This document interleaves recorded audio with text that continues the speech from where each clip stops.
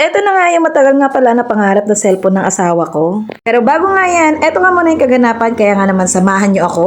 Eto nga nandito nga pala kami ng kapatid ko sa Metro Point Mall. Dahil tutuparin ko na nga ang matagal na pangarap nga pala ng asawa ko. Palitan nga ang naglalag niyang cellphone. Tagal ko na nga rin pala pinag-isipan na cellphone na nga lang palang iririgalo ko sa darating niyang birthday. Hindi na nga rin talaga ako nagdalawang isip na ito na nga lang iririgalo ko sa asawa ko kasi naman deserve na deserve niya ito. Eto kasi yung matagal niya talagang hinihiling sa akin na sana nga makabili nga kami ng bago naming cellphone pero siya muna ang uunahin ko. At eto na nga pala ang pinaka-special day nga pala ng asawa ko at dito ko na nga ibibigay yung pinaka-special na regalo namin para sa kanya. Haba ko na nga rin pala yung kapatid ko dyan at saka yung mga kasama niya sa trabaho, mga pinsan ko para nga maibigay na namin yung regalo. Siyempre hindi ko naman magagawa ang lahat ng to kung hindi sila kasabwat, charis. Sa mga oras na nga na yan ay wala talagang kaalam-alam dyan yung asawa ko na meron talagang pinaka-special na regalo para sa kanya ng anak niya. Prepare ko na nga dyan at hindi ko nga alam kung saan talaga ako magsisimula dyan. Yung asawa ko talaga ay hindi talaga materialistic yan na tao kaya nga sabi ko sa kanya before siya mag-birthday ano nga gusto niyang regalo. Hindi niya nga lang sinasagot sa akin kasama niya nga lang daw kami ng mag-ina niya masaya na siya. Pero syempre hindi naman pwede yun. Syempre gusto ko pa rin naman maibigay yung pangarap niya. Na nga ba minsan nga lang ako susumpungin nga pala ng kabaitan ko at bibigyan ko talaga ng regalo yung asawa ko. So, eto na nga ibibigay ko na nga dyan at sabi ko nga sa anak ko siya na nga lang ang magbibigay nga pala ng regalo. Hanap-hanap pa nga nila dyan kung saan nga nakalagay yung pinaka-special namin regalo pero hindi nga nila mahanap. Kung nga buksan nila yung washing machine at doon nila makikita yun. Alot ko talaga yun sa kapatid ko para nga hindi nga makahalata yung asawa ko na meron kaming regalo sa kanya.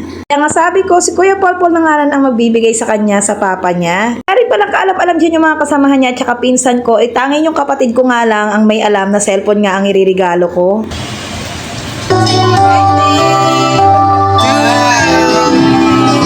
Happy birthday to you. Happy birthday. Buksan! Buksan! Buksan! Birthday.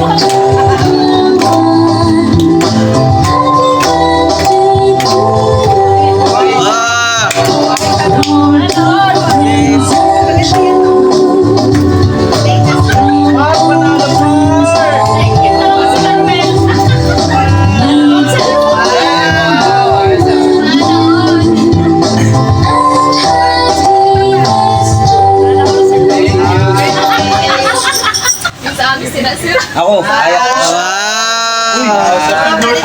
Happy birthday to you! Teo, Maraming salamat. Arin, pwede ba dito na mag-birthday? Arin, Alam mo na. kiss ko. Birthday mo. Alam mo na, me. May anak yun sa mga tuloy.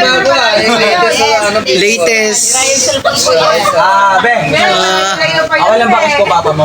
Lips to lips. Ayaw niya. December, malayo pa yung Pagkatayang mo. Uy!